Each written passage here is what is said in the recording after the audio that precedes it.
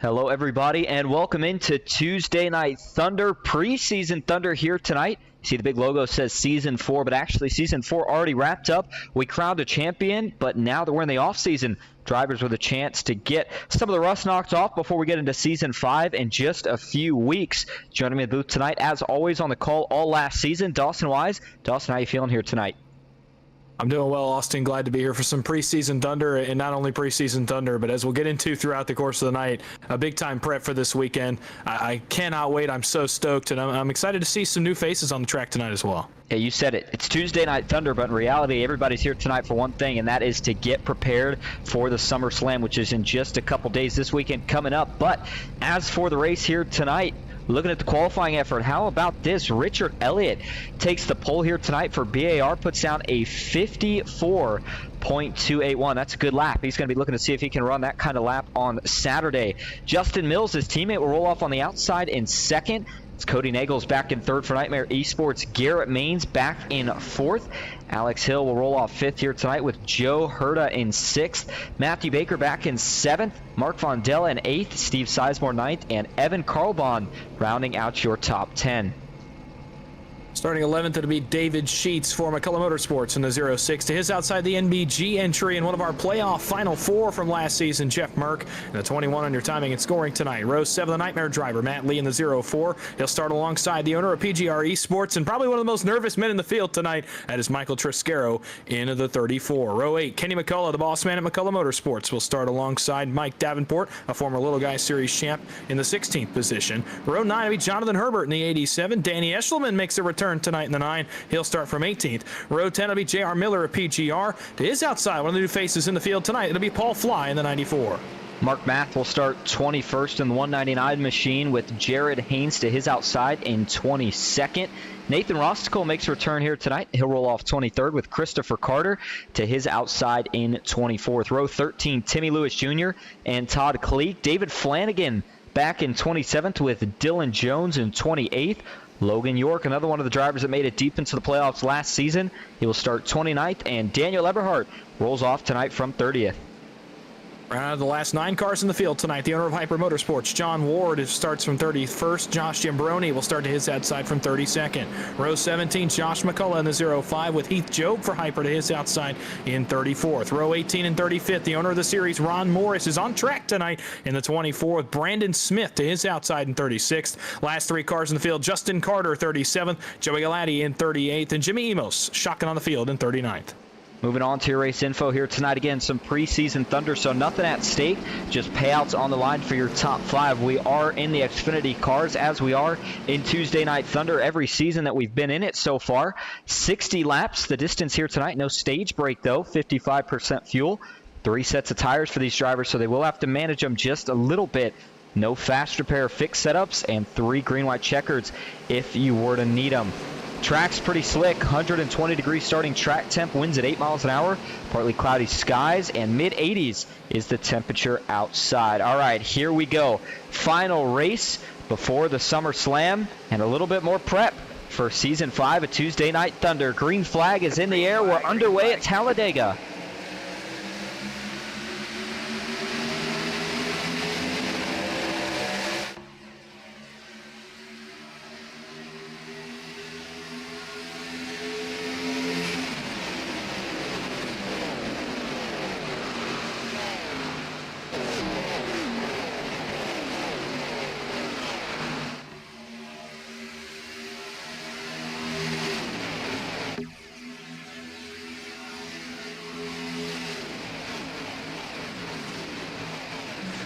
And how about this start for BAR? It's Justin Mills across his teammate's bumper as the field climbs the banking in turn 3 for the first time. It's Garrett Maines, the NASCAR Coke Series driver, to his outside, pushed by Joe Huerta of KSR. Matthew Baker as well in the 5 car. He is third in line and looking for some more. And that's a guy that knows this combo very well. A guy that's going to be dangerous in Season 5 of Tuesday Night Thunder. He's dangerous so far, but don't look now. Here come his 2 teammates. It's Michael Triscaro and Jeff Merck. Lap 1 complete. Give it to Garrett Maines in the 1.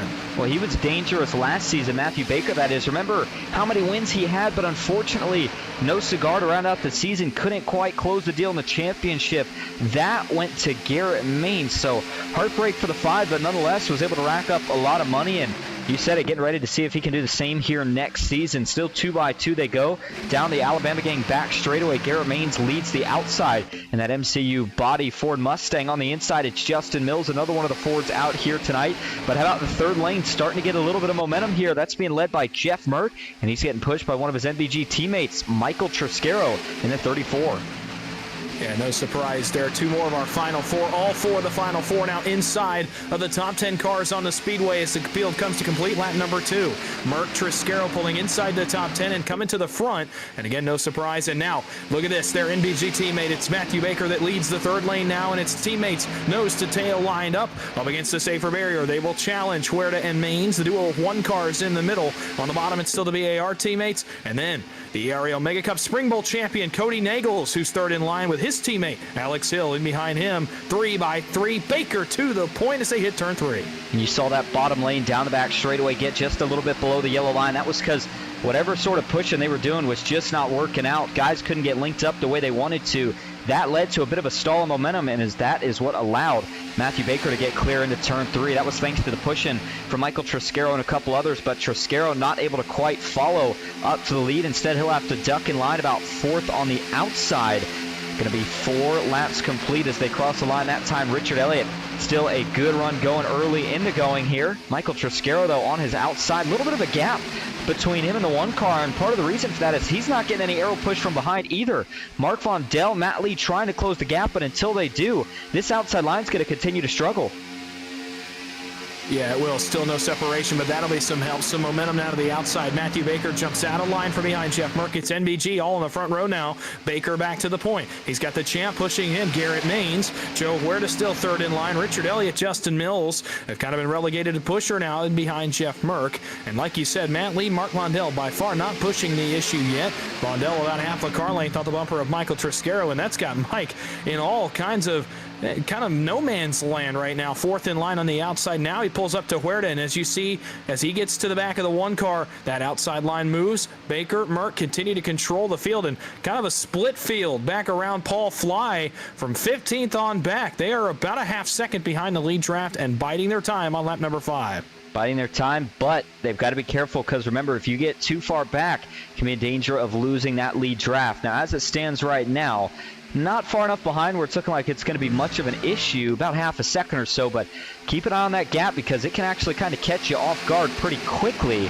But up front, they still remain 2x2, and you know, looking at these cars versus any of the other series that we're in, whether it's the trucks, the Cup cars, or any of the older forms of the Cup cars, it takes quite a while to get the runs going in these Xfinity cars. Now, don't get me wrong, once you get the run, it's tough to stop, but, I mean, guys are taking notes, and when we look at, you know, Saturday and Sunday, the races for the SummerSlam, the prelims, and then the feature, all these guys are going to be trying moves that they're working on here tonight that they've been practicing. And one of the things that we've been noticing is that if you're not close to that car in front of you, that lane's not going to have a run. That continues to be an issue for Michael Triscaro. And I think Garrett Maines is saying, what is going on? Joe Huerta is stuck to my back bumper, but we just cannot seem to get the momentum to get clear.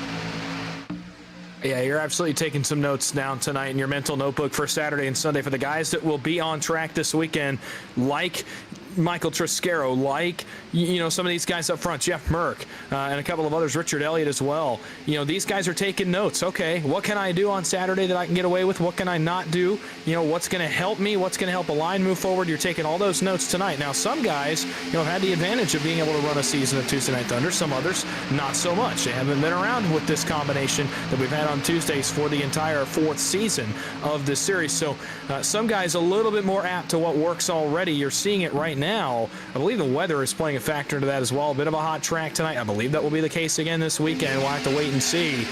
But I'd be willing to bet the track will be very similar to how it is tonight. So you're starting to figure out what works and what doesn't. And now look at this. Mark Vondell, he bails out of line. He does not like what he sees up front. A little surprising considering these guys, for the most part, compared to our Tuesday night standards, I'd say this is pretty calm for the guys up front.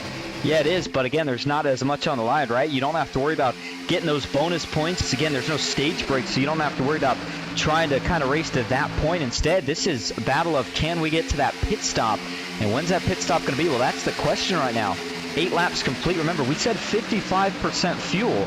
That's somewhere in the ballpark of, if I had to guess, maybe 20 to 25 laps. So, you know, when you get to that point, I kind of start to wonder if there anybody that thinks they can make it. That's quite a bit of saving. I don't personally see it, but I wonder if that's some of the reason that we've seen guys laying back.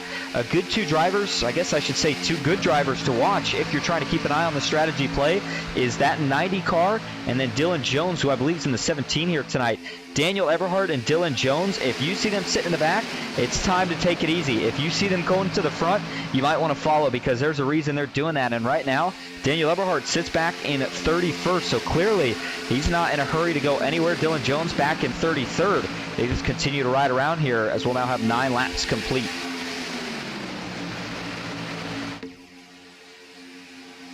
Had a couple technical issues on my end, but we're back now. And look, you know, I was going to say while we were talking on the topic of pit stops, you see the third line start to come in a little bit further back. I believe that's John Ward. That's a new look on his car. It took me a second to realize who that was for the Hyper Motorsports boss man. But no, as I was talking about for pit stops anyway, you want some practice on kind of laying back because look, Sunday's race is 500 miles. That's a long way, or 499 miles, excuse me. That's a long way. You want to be ready for those kind of lulls in the race where you're just running 60, 70, 80. The laps start to pile up. You're wanting to practice that on a small scale tonight, but right, of course, as I say that, who else but Alex Hill jumps out of line to 77 for Nightmare eSports, excuse me. The Blender's Ford Mustang, he wants to go to the front because he saw John Ward on his horse, and those two, it's been a minute since they were nose to tail. Doesn't look like they missed a beat. They're coming to the front up to row 3, make it row 2 as the field's in 1 and 2.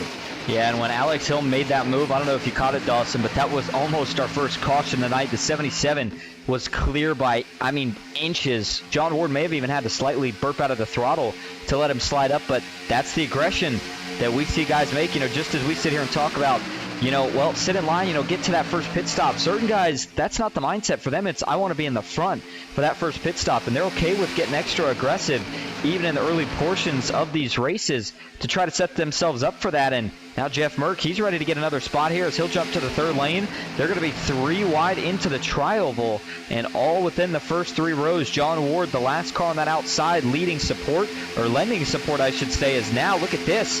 Jeff Merck with a push from his teammate Alex Hill. He'll get clear, and he'll drop to the middle lane.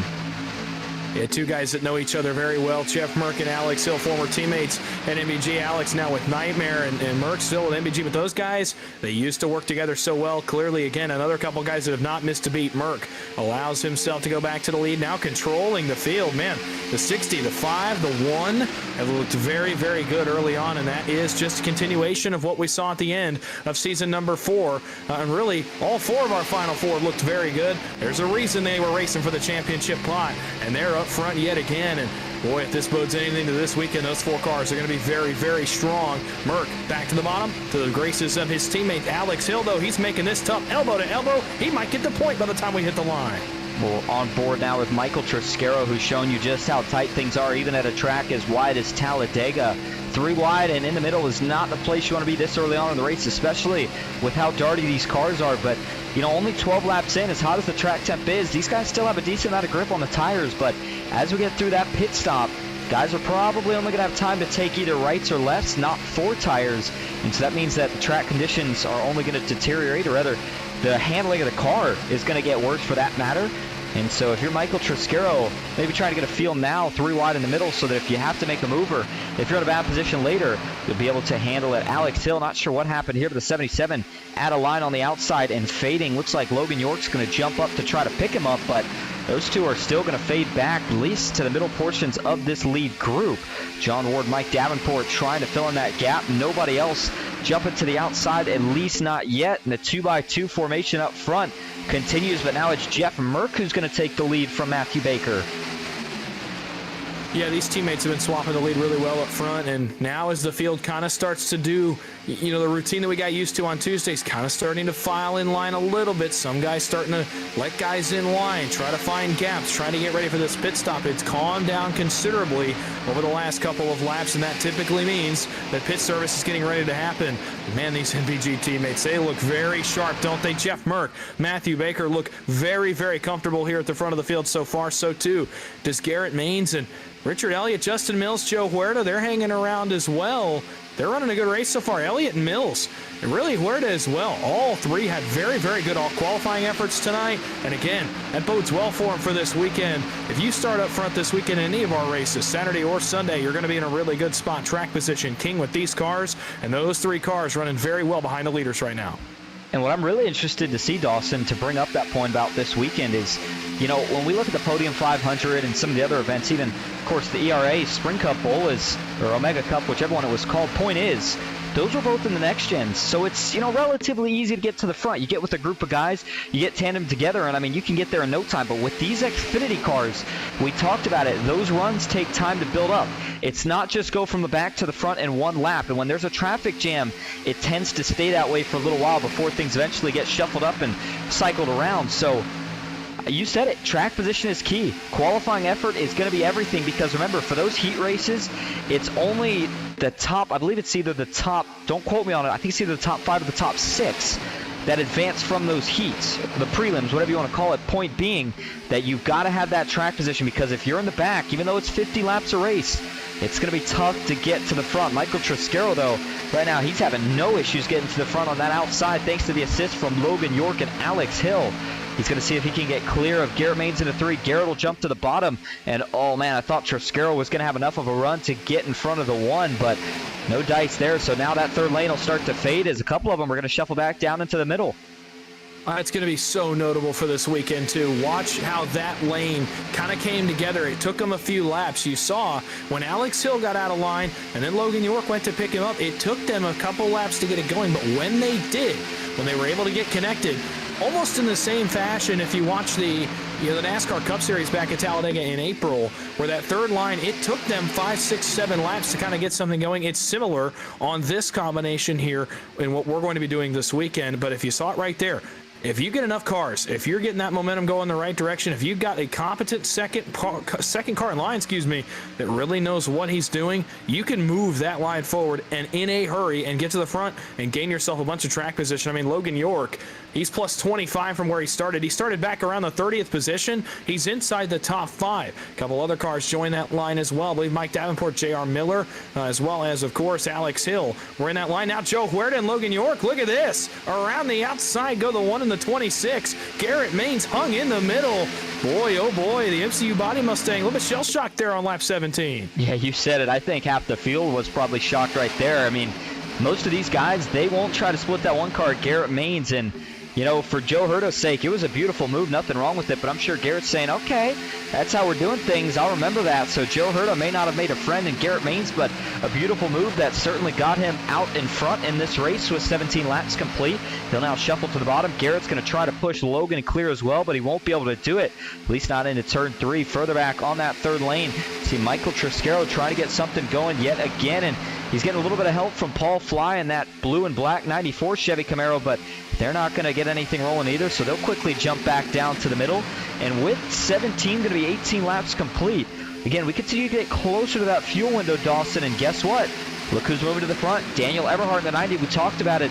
When these guys get closer to that pit stop, while most of them are looking to line up, guess who's looking to go to the front? That 90 of Daniel Eberhardt. He's doing that now as he has now made up 11 spots from where he started this race at. He is up to 19th. Yeah, we're seeing trends from that, from season 4 kind of come back, where Daniel Eberhardt waited until very late in fuel runs to make his run to the front. He's doing so again, kind of getting on his horse now. Dylan Jones as well, kind of starting to try to come forward, trying to say, okay, these guys are going to take it easy. They're coming to pit road. We're going to turn the aggression up, turn the temperature up a little bit here, and make up some spots while they're all coming to pit road. So no surprise, the D3, and Dylan Jones as well, is a little bit behind him. He's coming to the front as well. The surprising car to me at this portion of the race, this juncture, is Cody Nagels. He started up front. He started in the 3rd position. He's currently 16th. He really played it safe early in this race, and I almost wonder, is he thinking more in the future? I know there's some things to be won tonight, but is he thinking more in the future? Is he thinking about Sunday? Again, 499 miles is a long time.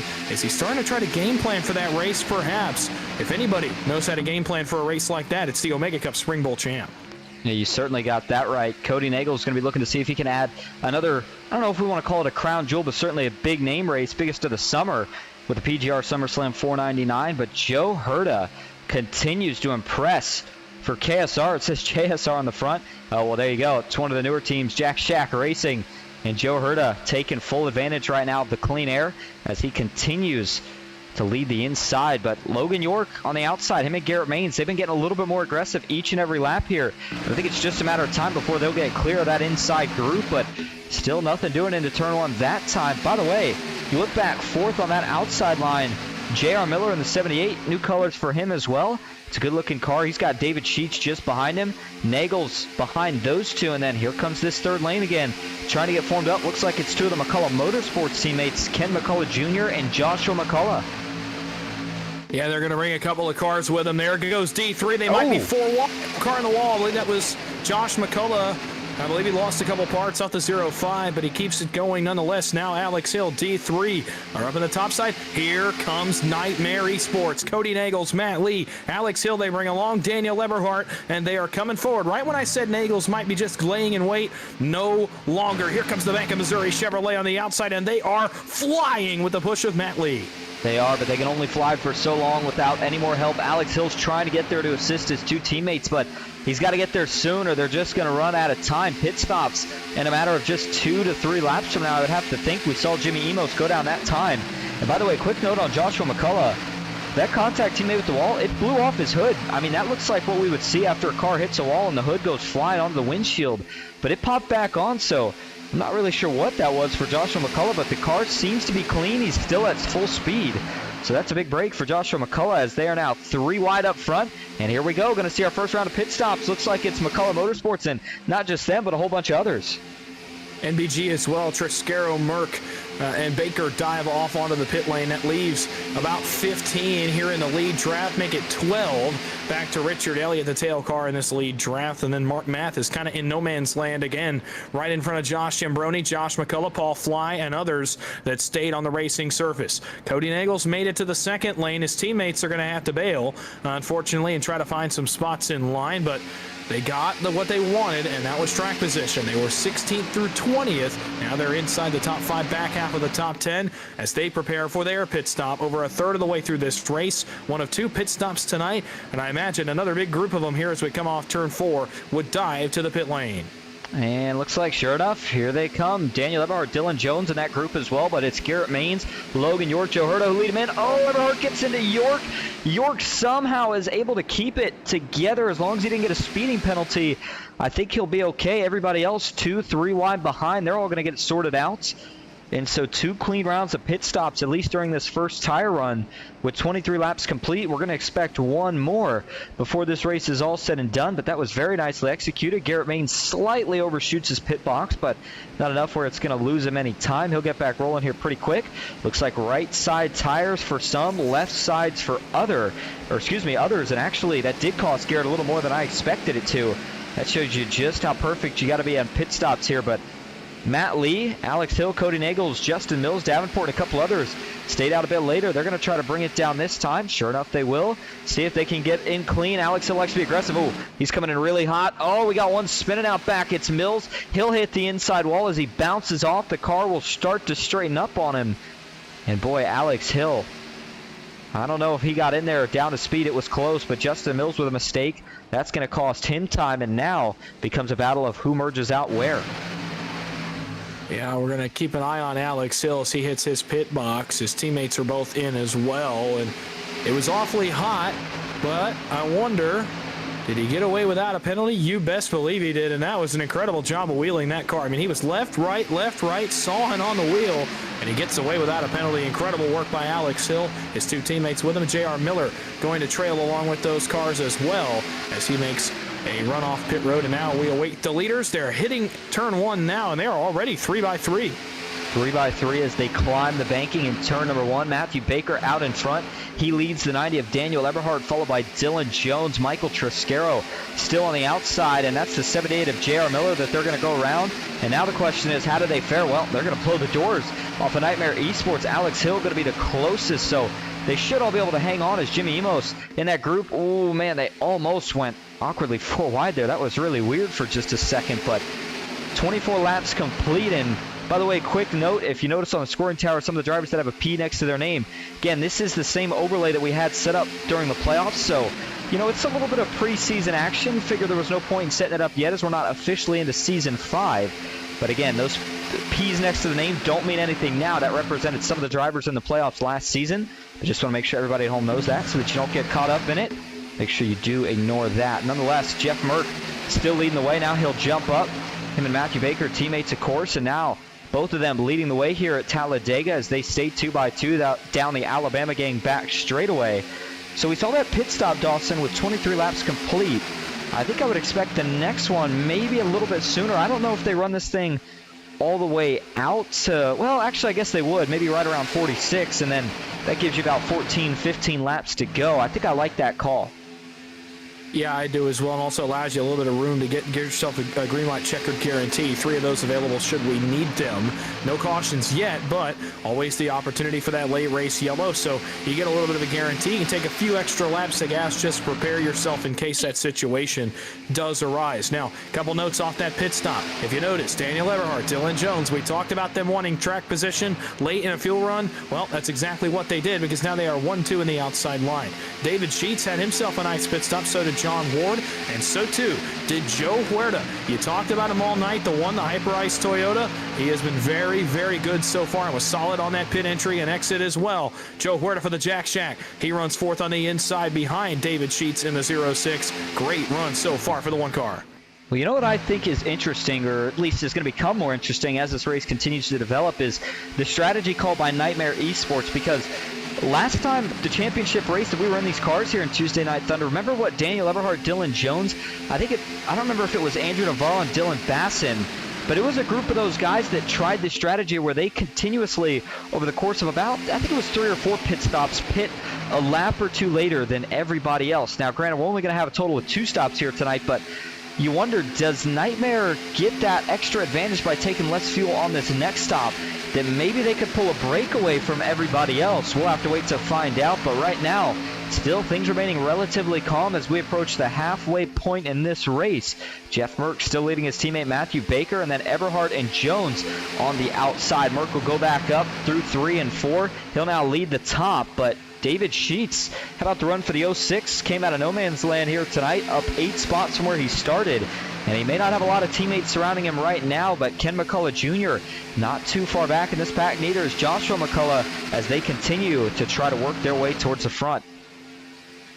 Yeah, I'll tell you, Jeff Merck has looked very sharp tonight. Looks very composed, easily going between lanes, playing Pied Piper here along with his teammate Matthew Baker.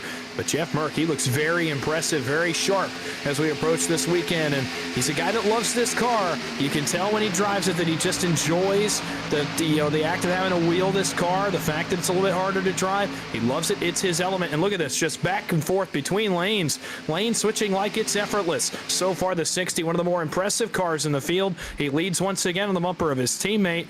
Don't look further back, though. Garrett Maines, 4th on the outside. He's made his way back through the field, and he now looks to get back into a contending spot. Michael Triscaro's back there as well. A couple of the McCullough cars looming not far behind their teammate David Sheets, who's here at the front. Yeah, now 29 laps complete. Again, just 1 away from halfway. They're coming up on one of the lap cars here. They'll all sneak by on the inside without any issues. I believe that's the 08 of Brandon Smith. Yep, sure enough it is. Brandon Smith not having the best run so far here tonight. 2 laps down.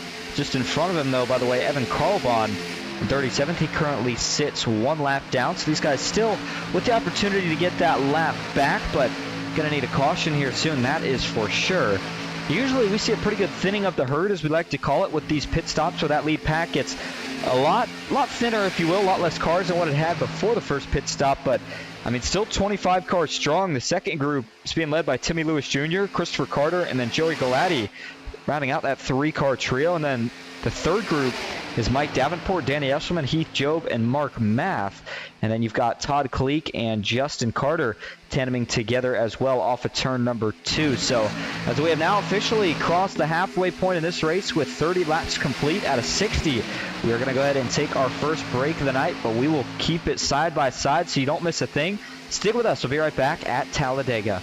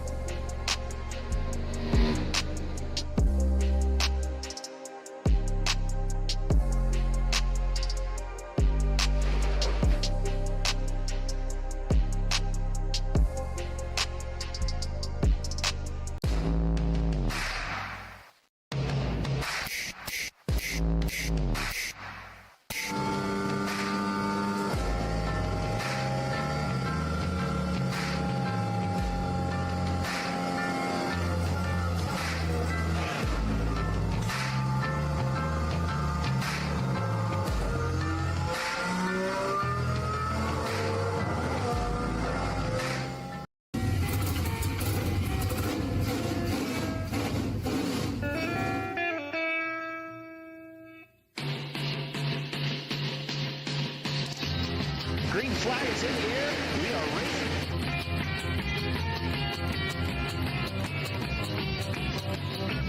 3 by 3.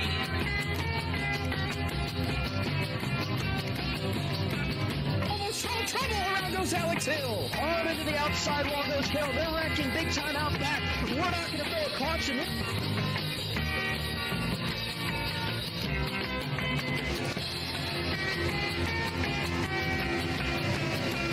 To the finish. Who gets it at the line? Cody Nagels wins it at Talladega.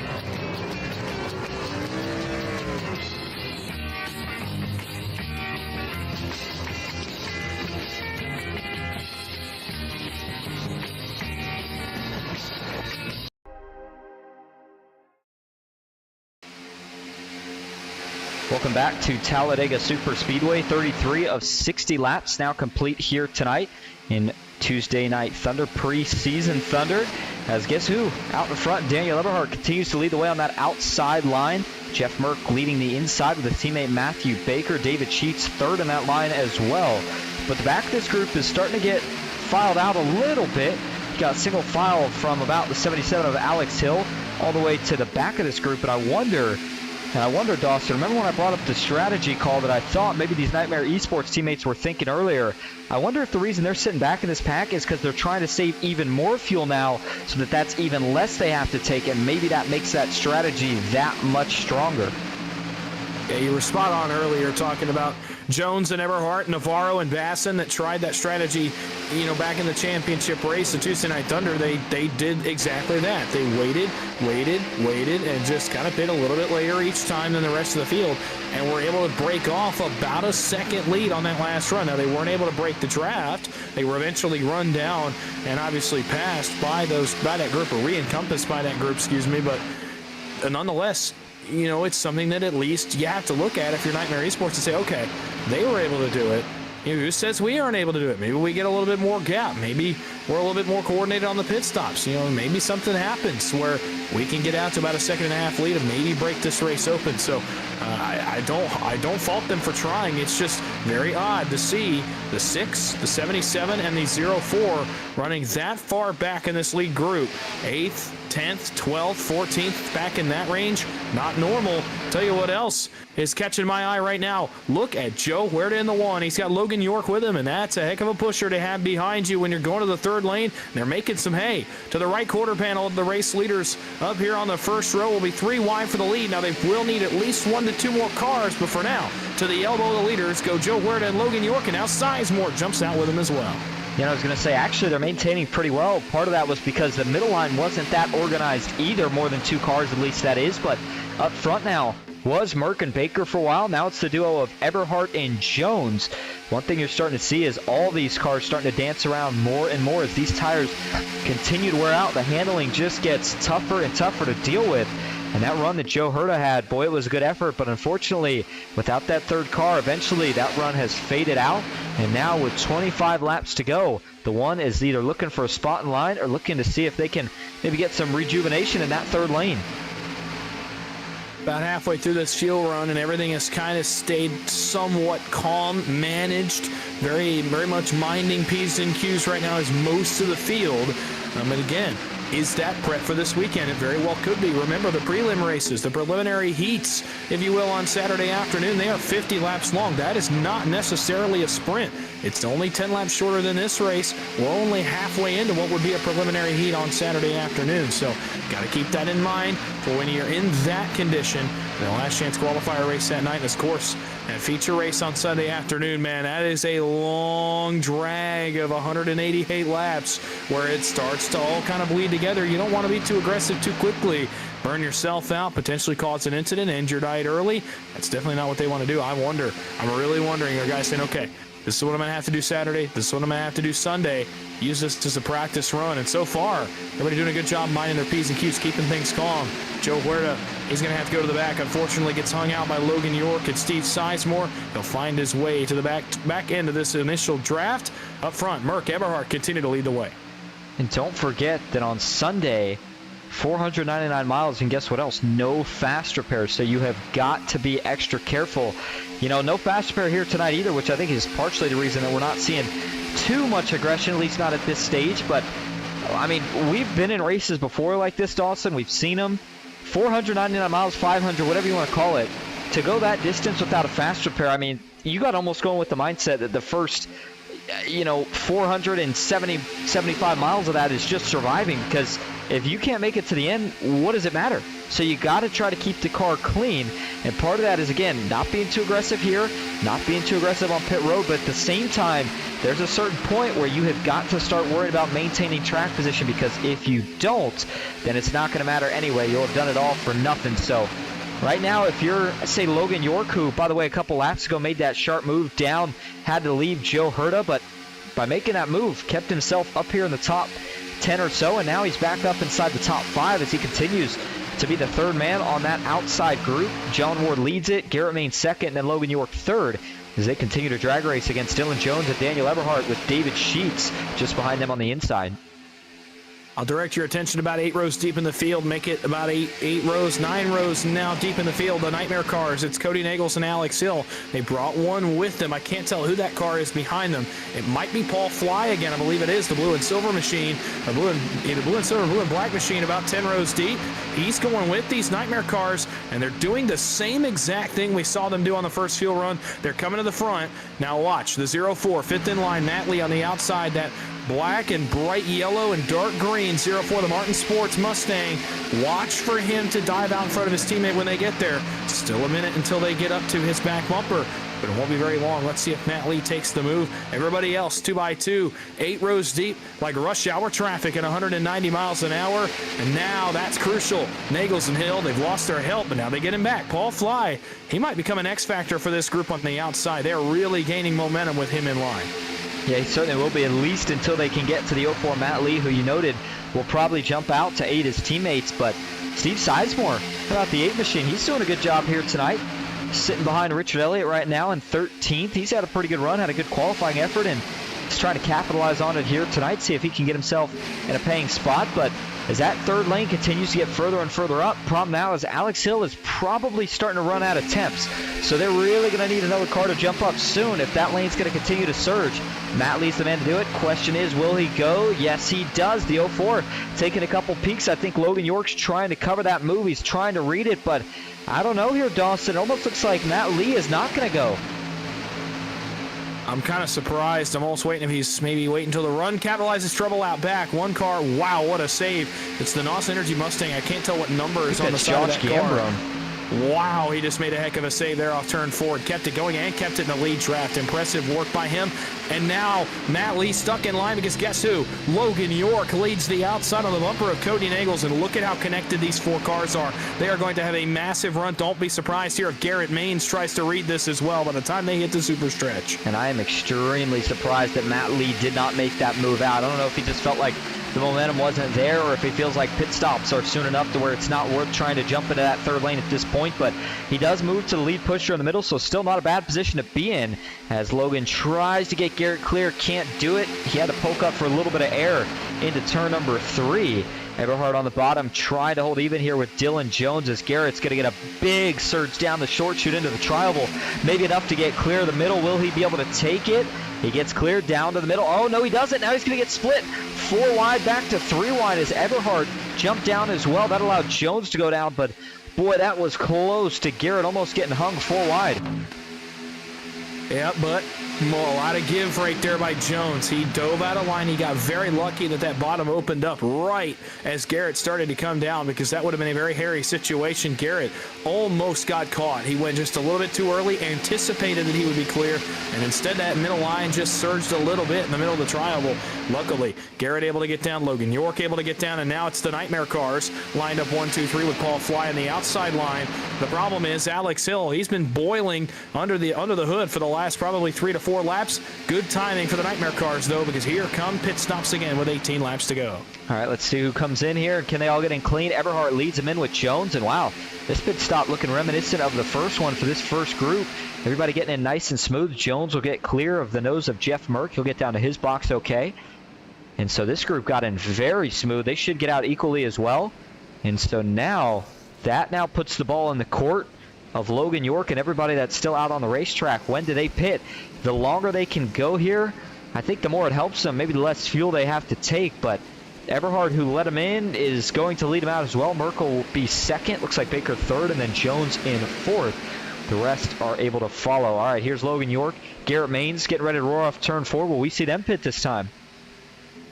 Well, you should if the last pit stop's any indication, and they will, minus Garrett Maines. This is a crucial turning point for those Nightmare cars. They have some help this time, and it's in the form of the defending Ron Morris Racing Tuesday Night Thunder champion Garrett Maines, who stays on the speedway on the bumper of Cody Nagels. They've got some other cars as well. J.R. Miller, Josh McCullough, looks like further back. Jared Haynes, David Flanagan, also opting to stay on the speedway this time by a couple of other cars as well, I believe. That is the Brandon Smith machine as well that stayed on the racetrack. So some help for the Nightmare boys up front, as well as Garrett Maines, as they look to make their final pit stop this time around with 16 laps to go.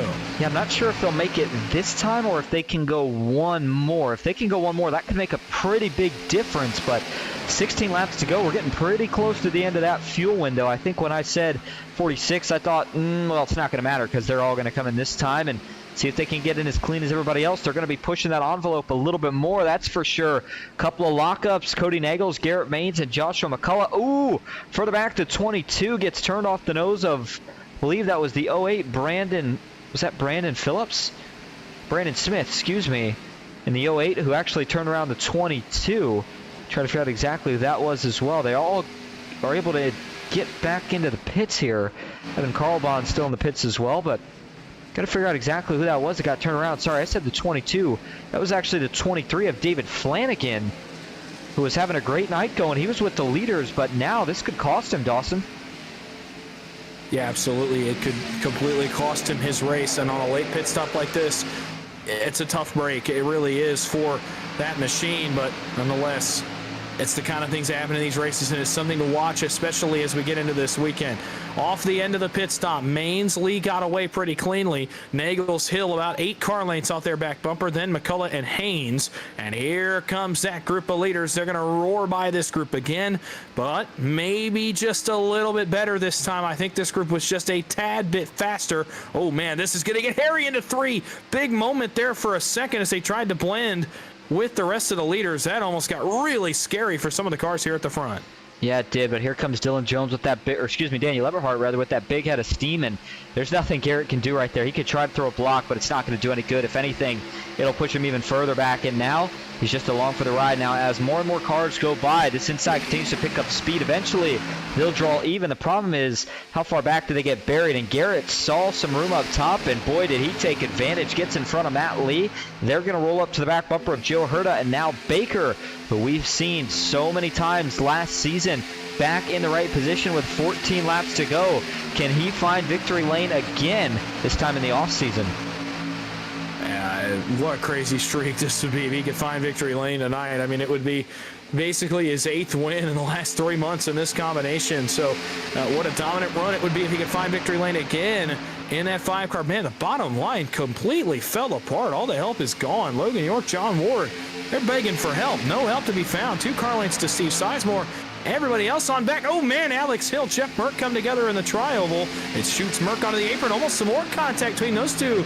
Man, no love lost between the 77 and the 60. Michael Triscaro, Richard Elliott, Josh Timbrone to the outside. They're the first to test the 3rd line in this final run. The Prime Hydration Chevrolet, he looks eager to go, but he's not going to, not going to get a chance. Caution flag on the speedway. Wow, did not see that one coming, but it looks like the 59 and the 78 have gotten tangled up, and I can bet you that a lot of these leaders are frustrated right now because this is one of those things, Dawson, that we almost hear it's kind of like the running joke, right? Is, you know, well, we've got this group, we made it through all the pit stops. When's the caution going to come out? When's it going to come out? Well, it comes out late in the race here, and now it is going to set us up for a whole different ball game. But let's see what causes this one here. As it looked like it was kind of a lengthy caution, if you will, in terms of how long it took for this wreck to fully develop. But you got a group back here. David Sheets leading it. Ken McCullough Jr., J.R. Miller, the 94 of Paul Fly, and then the 87 just behind those two. I believe that's Jonathan Herbert. Let's see here. We'll back this up, and I want to make sure that I've got everybody correct. Yeah, that was Jonathan Herbert back here. I think this is actually kind of a weird stack up that happens up here. You see David Sheets is kind of in the middle here. Ken McCullough Jr. is going to duck back down to get behind his teammate, which he does. But then as he goes to give him a shove here, I don't know if he feels like he's not going to be square. Maybe he actually hits him and feels then that it's not square. But that kind of stacks him up a little bit. And then Paul Fly gets J.R. Miller a bit out of shape. That turns the 78 down into the 59. And now the wreck's on from there. And J.R. Miller pretty hard hit into the outside wall. Paul Fly takes a good shot as well. And then Mark Vondell goes spinning down below the yellow line. So, you know, contrary to what we see a lot of times with these, Dawson, where it's almost you're getting frustrated, I don't think there's anything to get frustrated about this one. This was really just kind of an odd sequence where nobody did anything wrong. It was just a really weird checkup. Yeah, it's another tough break. It's a really tough break for the leaders who had kind of gotten away. It was about a group of 20 here at the front, but man, it's so tough. And I know, you know, the leaders are going to be more frustrated really than the guys probably that were in that group.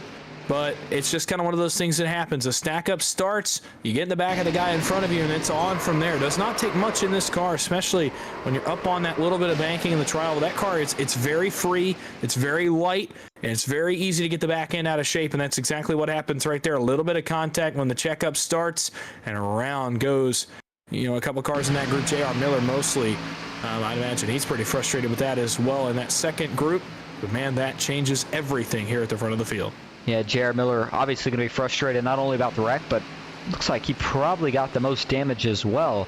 I don't think Mark Vondell got any serious damage, maybe a little bit there on the right side door, but he should be able to get that repaired up, get back out on the racetrack. J.R. Miller, yeah, he might be in a different boat. That right front is pretty beat up. I don't know if he's going to be able to get on the track, and even if he does, not sure that he'll have much of a competitive chance as we approach 10 laps to go. And so Matthew Baker is being scored as your leader. Logan York second, Daniel Eberhardt in third, John Ward fourth, and Joe Herta rounding out your top five. All right, going to go ahead and take another break here. Could be the final one of the night, depending on how things go, but we will go side by side so you don't miss a thing. Stick with us. We'll be back for the restart at Talladega.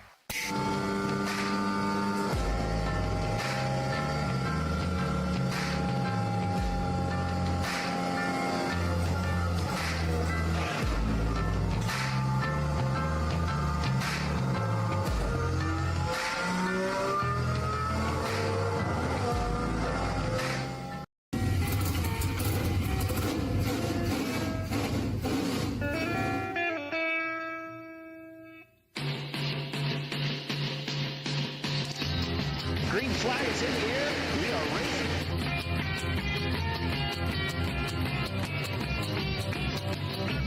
Three by three.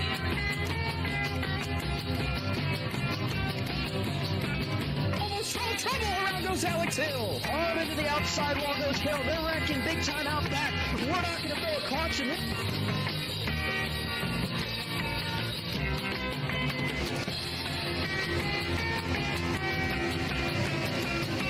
Finish. Who gets it in the line? Cody Nagels wins it at Talladega.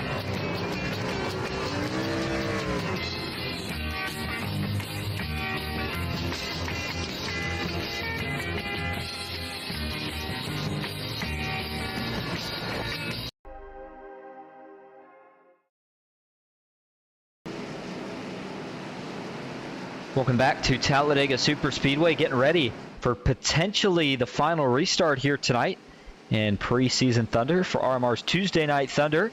Well, if you're just tuning in or you've been tuning in, we appreciate you being here. I've seen a lot of people in the chat. Hope everybody's having a good night, and hopefully we'll see everybody that we see here tonight either on track or watching the broadcast on Saturday and Sunday. It's going to be a fun event with SummerSlam 499, but got some business we got to take care of here tonight, so let's get to it. Field in the hands of Matthew Baker and Logan York, Daniel Eberhard, John Ward, row 2, Joe Herta, and Steve Sizemore in row 3. Green flag back in the air, 9 laps to go at Talladega. Really good connected start on the inside. The outside is yet to really get very connected. About 2 deep it is. Back to John Ward. Beyond that, they're trying to get connected. And look at the run that it gave Matthew Baker. It gets him all the way clear to the lead. Will he take it to the nose of Logan York? He will not. He will hang on the bumper of Daniel Eberhard on the bottom side of the racetrack.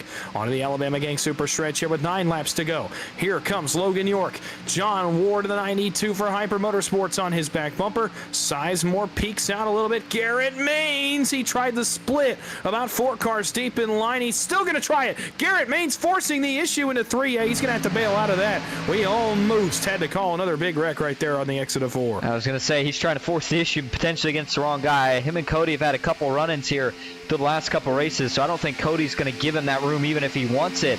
Third lane, though, starting to get developed up top. The 34, Michael Triscaro, he's got a couple of pushers. The 03 of Ken McCullough Jr. and then a 60 of Jeff Merck. We'll see how that lane develops here over the course of this lap, but up front, still 2x2. Matthew Baker on the inside, Logan York on the outside, and well, Garrett Maines. Alex he's going to come down. Oh, and we almost had one go up and over. That was the 88. Car lands back down. Is going to get more spinning here. Christopher Carter's in it. Oh, they're still wrecking below the apron here. Big hits. Mark Math, Chris Carter. 71, 2 of Evan Carlbon, and then there's the damage for... Oh, wow, this one collected a whole bunch of them. Todd Creek slipped through. Justin Carter. Not sure what damage he sustained. There's the 11. Couldn't tell if that was... Couldn't tell exactly which car that was, but yeah, there was a lot of big hits in this one for sure. Kind of after the fact, but started with Alex Hill here. And let's go back up and see what got him out of shape initially. Alex Hill to 77 for Nightmare Esports. We're going to go to the chop review for the first angle here and watch. They were 3 wide, trying to get something going. Now, if you remember back earlier into the race, Alex Hill tried one of these moves, and it was really close. And if you remember, I said John Ward may have even slightly burped the throttle for him with how early it was in the race. And right here, Alex is going to try another move, and it's just not there. It's one of those things where this late in the race, you know, he might have thought maybe the 34 would slightly bail if it was close, but, I mean, Michael Triscaro, he's got no reason that he should have to bail. It's late in the race. He's got to run, and he's not going to let off just because Alex wants to get up. He wasn't clear, tried to take it, and that contact got him into the outside wall, and then comes back down the racetrack here. And I want to back this up and take another view on the cockpit here for Alex Hill. Let's see here. Before I say anything else. You know, that's one of those ones where, as a driver, when you're out of control and you get into the outside wall, just keep it there. You know, I hate to say that because Alex is more than a talented driver, and I guess it kind of works out for him here in the end, but this wreck is probably avoided here if he just keeps in the outside wall once he gets in. I mean, he already made the mistake of jumping up when he wasn't clear.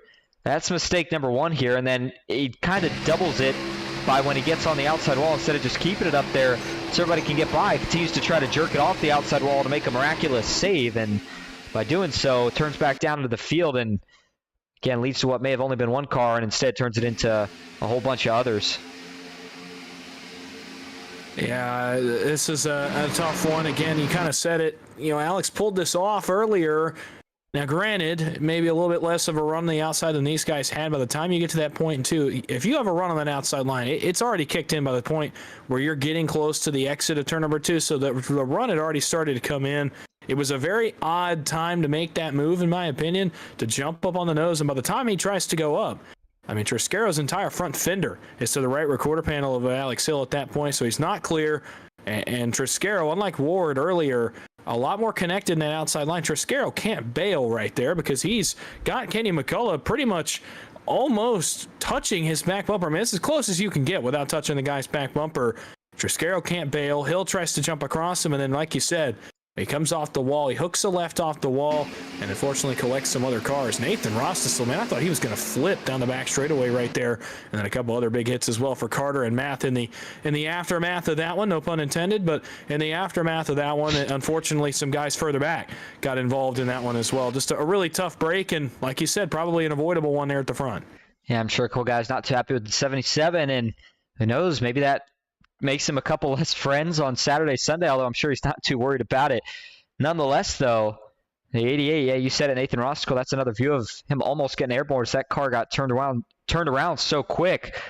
Almost flipped over, but watch some of these secondary hits that some of these guys take. Most notably, I saw Christopher Carter, and then it looked like it was the 71 here of Evan Carlbaum. They have a huge collision as the 25 sliding down.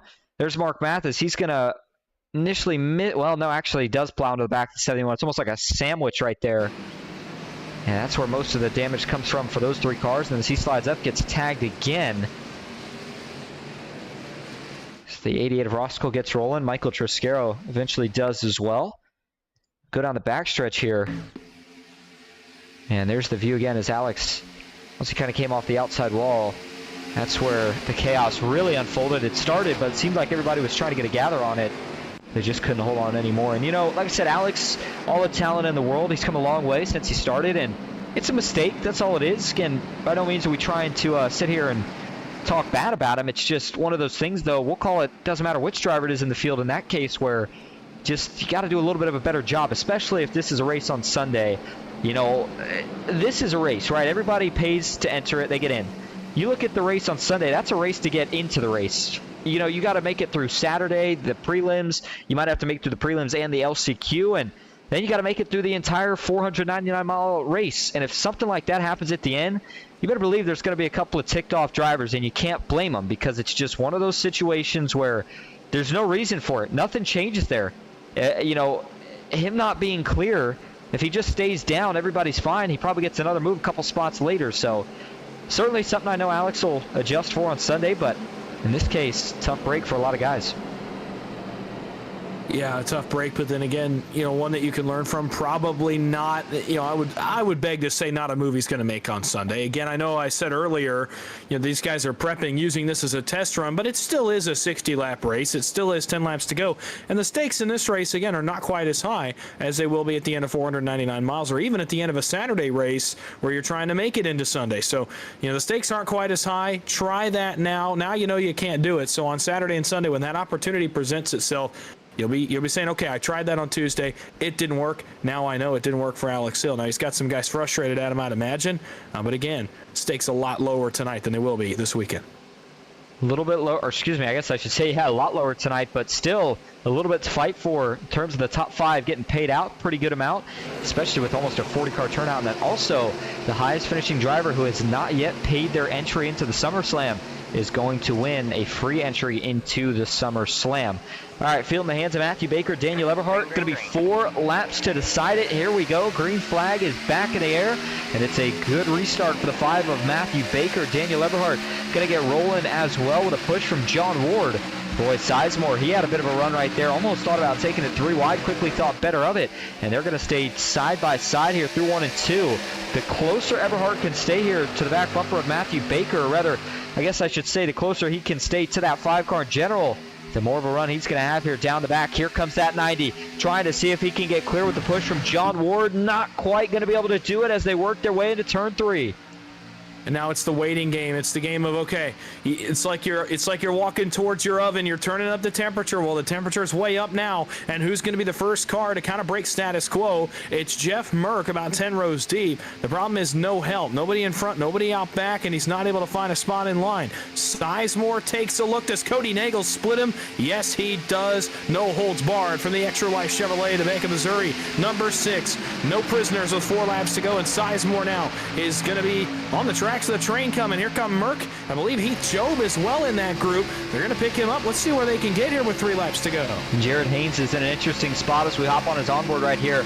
Remember, he made it into the playoffs last season, so he knows how to ride around this place. And He's thinking about maybe jumping out, but he doesn't feel like the run's there just yet. We'll see if he can time it right, potentially make a move and find himself in victory lane. But as we go back to the front, we'll be coming to 2 laps to go, and they remain 2 by 2. Nobody's been able to get that third lane going just yet, and part of the reason for that is that there is a second pack forming. They've got to get organized now. David Flanagan will give a big push to the 77 of Alex Hill. If there's going to be momentum, I think it's going to be from that region. Watch what happens here as the 60 and the 77 get closer together. Well, maybe not. Actually, looks like they faded again. And so now I'll re-ask the question, where's the momentum going to come from? Well, Jared Haynes is going to try to make some momentum. He takes Jeff Merck with him. He takes Kenny McCullough with him in the 0-3. They think better of it. Not enough of a run there. Let's see if they try it again here off 2 and down the back. Yes, they will. Haynes, Elliott now leads that group, the BAR entry. And all of a sudden, it's 4 cars connected nose to tail. Richard Elliott, the 0-2. He's got a huge run as they hit turn number 3. He's inside the top 5. And all of a sudden, it's 4 rows of 3 wide. Contact between McCullough and Maines. They're all over each other as the field reaches 4. They'll see the white when they come around the tri-oval. That move was really well timed by not only Richard Elliott, but Jared Haynes as well. It got him some momentum. Problem is the bottom is rolling all too well right now. Everhart leads him through the tri-oval, and they are going to see the white flag. 1 lap to go at Talladega. Who's going to win it here tonight? Everhart into the outside wall. That's going to stack him up. They're wrecking big time into turn number 1. Who's going to get through this one? The pile-up continues as it's going to be just about the entire field, but up front, looks like 4 or 5 of them sneak through. It's Baker followed by York, then Joe Herta in third. Joe Huerta's the wild card here. Who does he decide to push? Does Logan York take a look here into 3? Baker, this is smart. He's going to block high. Now he'll fade slowly to the yellow line. It's 3 cars all the way home at Talladega. York starting to take a look. Huerta, who does he go with? Does he go with the 5? Does he go with the 26? By the time they hit turn 4, here comes the top 3. Baker leading. It's York second. It's Huerta third. Does anybody take a look? York high. He dives back to the bottom as he gets the door there. Baker shuts it. Drag race to the stripe at the line. Logan York steals it at the line at Talladega. What a finish. What a win for Logan York. And that's a good confidence booster going into Saturday and Sunday. And I'll tell you what, Matthew Baker did a phenomenal job right there of allowing that finish to stay clean. He made the first block on York. York faded back low, and Baker tried initially. I think he looked in the mirror, realized that it just wasn't there no matter how bad he wanted it. And so he let Logan have that lane, and by doing so, kept it clean and kept himself in a podium spot. What a finish.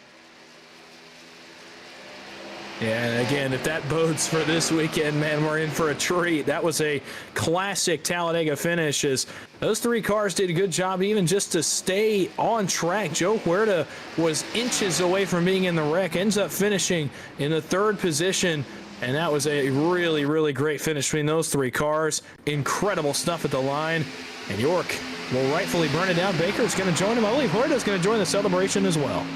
I want to watch this back here as we go to the replay about, again, this block from Baker. Well, no, I guess I shouldn't say the first block. I was going to say the sequence, but kind of how this whole run, if you will, unfolds. I'm really curious. We're going to go to the chopper view for it because, again, Logan York times is pretty good, but Baker does an even better job of covering the top. Makes that move right there, but then as York fades low, York beats him. York is there at this point, and I'm telling you, if Baker tries to finish off that block, it does no good for anybody. He wrecks himself, and potentially he wrecks York as well.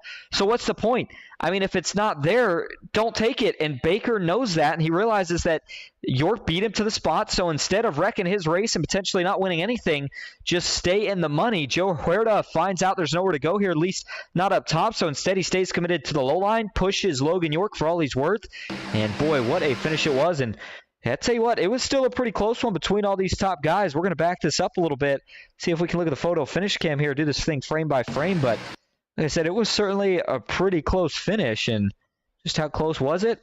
Well, there you go. Looks like Logan York gets it by, I'd say, about a car length over Matthew Baker. The closer finish was the finish for second, where I thought Joe Huerta had it. But it looks like it's actually Matthew Baker who sneaks it out right at the line. Yeah, incredible stuff. Huerta, I'm kind of surprised they got separated, did the 26 and the 5. There was a gap there to try to split the middle, but he decides to stand on the bumper of the 26 and allows him to go all the way through, takes what he can get, and gets the 3rd place payout. Really incredible stuff by all 3 drivers there to keep it clean and create a really, really exciting finish. Well, before we get to your top three here tonight for interviews, let's take a look at your finishing results. Logan York takes home the win here tonight. Joe Herta finishes second. Matthew Baker in third. Garrett Maines back and forth with Matt Lee fifth. Alex Hill sixth. Dylan Jones in seventh. Cody Nagels eighth. David Flanagan in ninth. And Mark Vondell rounding out your top 10. Nathan Rossa still finishes 11th with J.R. Miller in 12th. Josh McCullough 13th. Jonathan Herbert 14th. And Paul Fly in 15th. David Sheets finishes 16th. His teammate Kenny McCullough in 17th. Daniel Eberhardt finishes 18th. John Ward finishes in 19th. And Richard Elliott finishes in 20th. Jared Haynes 21st. Jeff Merck in 22nd. Josh Gambro in 23rd. With Steve Sizemore 24th. Heath Job in 25th. Danny Etcham in 26th. Timmy Lewis Jr. 27th. It's going to be Justin Carter back in 28th with Todd Cleek 29th, and Jimmy Emos rounding out your top 30. Brandon Smith finishes 31st tonight with Joey Galati 32nd, Mike Davenport 33rd, Chris Carter 34th, and Michael Triscaro in 35th. Mark Math finishes 36th, Evan Carlbon in 37th, Justin Mills in 38th, and Ron Morris is credited with 39th. I'm not sure he ever turned a lap in tonight's race. He did not. And with that, we are going to go see if we can pull in your top three for interviews. Stick with us. We'll be right back at Talladega.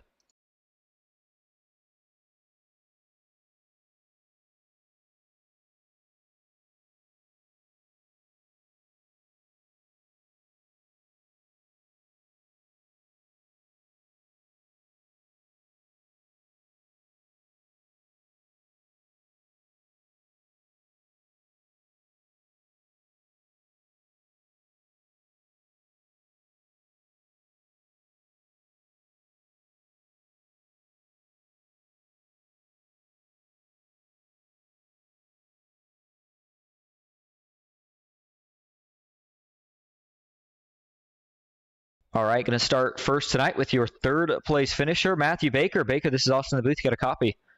Yeah, I got you, bud. Well, you bring home, well, actually initially scoring, I thought we had you finished as second, but looks like in final scoring it was actually third by 1,000th of a second. So, hey, still a podium finish, but the big thing, and we talked about it on replay, was that move coming into the trial. Logan York went high. You covered the block. He went to go low.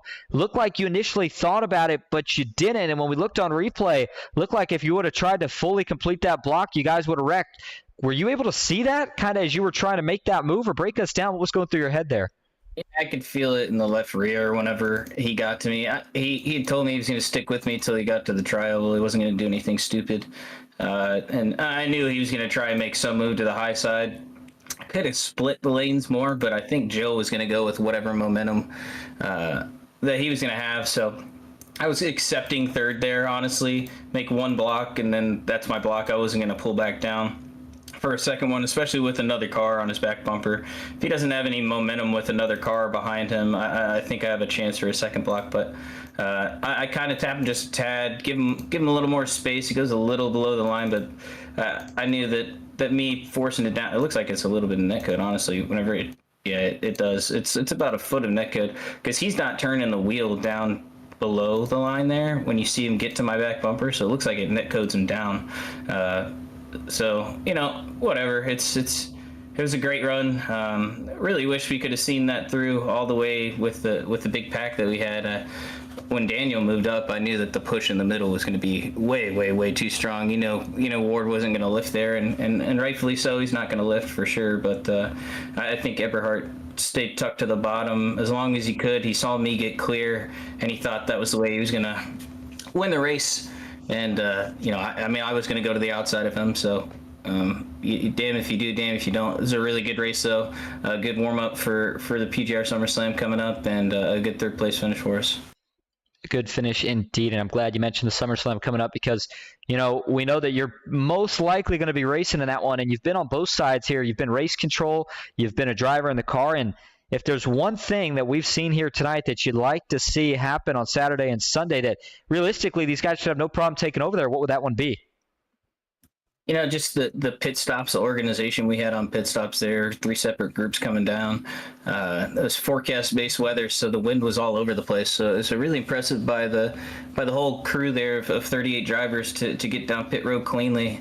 And just the one or two cautions towards the back half of the race. That's all you can ask for, and that's all we can ask for the prelims on Saturday and the big one on Sunday. So excited to see. Most of these guys in this field are going to be at that race. It was great seeing. Steve Sizemore was up front for a long time. I don't know if he got shuffled out towards the end, but he was up front for a long time. He was doing great up there. A couple other smaller names that were up front a lot. Here's another one that was up there. Big. I saw Cleek up there a lot, and then it's good to see Ward back and up front leading and getting his third lane to go. Indeed. Well, hey, before we let you head out here tonight to go celebrate that third place finish, is there anyone you'd like to thank or shout out? Yeah, just always thanks Coasting Thunder and BG Motorsports, Baker & Son Construction, Martin Sports, Ron for putting on this race. If this is indicative of the season to come, it's going to be another good one. This car is great. This track is great. And the group of drivers that we have is great for sure. It was a lot of fun to get the third lane rolling. Thanks to the teammates, Triscaro and Merck. I know they both had some pretty bad luck there, mixed up with some people not making up their minds on decisions. But just congrats to Logan. Good move there in the tribal. He got the 26 in victory lane, which is my grandpa's number. So if I lose to any number, losing to that is one I'll lose to. And great race from Joe as well. He's really improved and doing Jack Shack proud. Thanks to you guys for putting on the broadcast too. Thank you for talking to us again. Congrats on that third place finish, and we will see you on the week, or guess I should say over the weekend in the prelims. Thanks, buddy. All right, and now that'll move us to your second place finisher here tonight, and that is Joe Herta. Dawson Wise stands by with him. Yeah, hey, Joe, it's the boys in the booth. You get a copy? I got you guys. Well, a fantastic race out of that one car tonight. Stayed up front a lot of the way, got through the sparks at the end, come home with a second place finish. What a run. Headed into the weekend. Take us through that last shuffle, how you ended up second here tonight at Talladega. Yeah, I finally learned how to qualify at Talladega, so I'm getting up front a little bit earlier and not trying to force a 3 wide early on. So I've been able to play a little bit safer. Did execute on my pit stops really well. And that last lap melee just squeezed off on the inside, so I just had to find the right lane to follow. And I don't know, maybe I would be able to get the check flag, but I'll take a second. Well, absolutely. And again, I mentioned the weekend, so a little bit of a 2-part question here for you. Feel free to shoot me down if you're not going to be in attendance. But I did want to ask, number one, are you going to be in attendance this weekend at the SummerSlam 499? And number two, if you are, can we expect more of the same out of the Hyperice Toyota Supra? I'm absolutely going to be there. I registered the day it came out. Yeah, it should be a really good event. Well, we were up to about 120, 110 people registered, so that should be a lot of fun. But the track temp was super high tonight, so I think it was a good precursor to see how to be able to run and prove to some of those guys up there that I'm a good running mate to push when it comes Saturday and Sunday. Well, absolutely a good run out of you tonight. We look forward to seeing you this weekend over the course of the first several races and into Sunday afternoon. Before we let you go, it's a second place finish for you tonight. Again, a really good momentum booster for you. So before we let you head out and celebrate, is there anybody you'd like to thank or shout out? I want to shout out Ron for putting on these races. I think these are one of the best racing product that we got here on the money side. So thanks to him and obviously all the KSR and Jack Shack boys. Unfortunately, Trevor couldn't make it, but I think we'll be able to celebrate back in the Jack Shack tonight. All right, and now that is going to bring us to your winner here tonight. Logan York. Dawson Wise stands by with him as well. Yeah, hey, Logan, it's Dawson and Austin up in the booth. You get a copy? Yeah, I got you. Man, a really composed into the race for you. We kind of gotten used to seeing this. You make the right move at the right time. And again, tonight, it's a great move for you in the Tri-Oval, and it captures victory, a huge momentum boost. Head into the weekend. Take us through the last lap shuffle at Talladega. Yeah, sorry, I have a loud thing going on the side. Yeah, so on the last lap, I was kind of stuck behind Baker and Eberhardt. I guess I didn't do a good enough job at pushing Baker, so I ended up letting Eberhardt kind of just hoping a spot would open up that I could squeeze it 4 wide and have a chance. But fortunately, they wrecked before I could do something stupid, and I was able to win. Well, it's another victory for you. You're really getting the hang of these cars. I mean, we've seen you win multiple times on Tuesday nights throughout the season. Now, another Tuesday night win, and head into the weekend. What are you going to take from tonight into this weekend that you learned from this race as we prep for the SummerSlam 499? Yeah, man. I think all you really have to learn from this race is just kind of the psychology part of it, what people are going to be thinking at the end. So now if I see Eberhart up there for some reason in that same situation, we'll know that he's going to probably go up to stop Baker from going up in front of Ward. Just the little movements that people make throughout the race, and just another 60 laps to collect all that information. Oh, I look forward to seeing you attempt this weekend. Look forward to seeing if you can make it into Sunday afternoon's race. But it's a victory for you tonight. Another trip to victory lane on a Tuesday night. So before we let you go, is there anybody you'd like to thank or shout out? Yeah, I want to thank my teammates, Tucker McClendon and Josh Jambroni, probably band group. I want to thank you guys for broadcasting. I want to thank Joe for the push there at the end. That was pretty awesome. Thank Ron Morris for putting the race on. It was a fun one. And I want to thank everyone that watches them to make the broadcast happen. And that's it. All right. Well, thanks for talking to us. Go enjoy it. Go celebrate. We'll talk to you soon. Thank you. All right. Well, that's just about going to wrap up coverage here tonight. I mean, in terms of the racing, though, really great stuff. And honestly, if we don't get that caution, I think maybe that finish looks a little bit cleaner in terms of the amount of cars that make it to the checkered flag. But for the cars that did, the 3 at the end, Baker, Joe Herta, and Logan York, what a great finish it was, and what a great win it was for Logan York. Time to move up perfectly, and that may be the same move he needs to pull out of his back pocket on Sunday if he finds himself with a chance to win the SummerSlam. Couple quick reminders for anybody that's going to be racing in it or potentially wanting to watch it.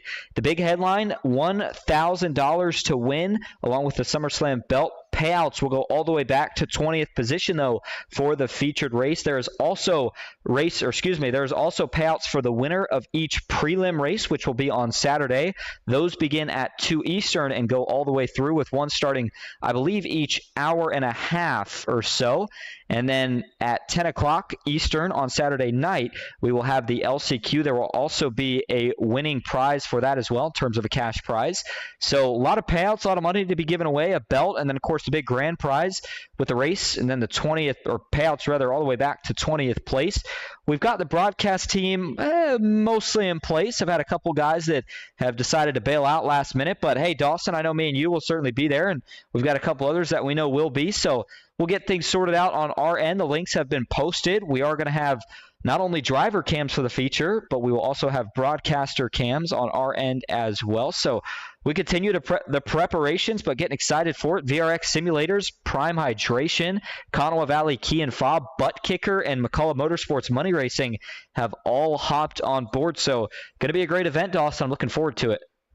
Yeah, as for tonight, a great race and a great way to prep. Obviously, this is the racing we've come to expect on Tuesdays, but a little bit bigger field. You never know what you're going to get, and we got an excellent race tonight and an excellent finish, and a guy that just has become accustomed to winning these races. Man, what a period of growth Logan York has gone through over the past 6 months, over the course of the last season or so of Tuesday Night Thunder, and he gets another victory. Of course, we talked about the story of Joe Huerta as well, but man, about this weekend, I've been stoked for a while. I'm looking forward to it. This is a big-time, big stakes, big race event. It's going to have that big race buzz around it for sure. You will not want to miss a thing this weekend. About 1:30, we'll get the marathon started. 1:45 on Saturday afternoon Eastern time, we'll get the marathon started.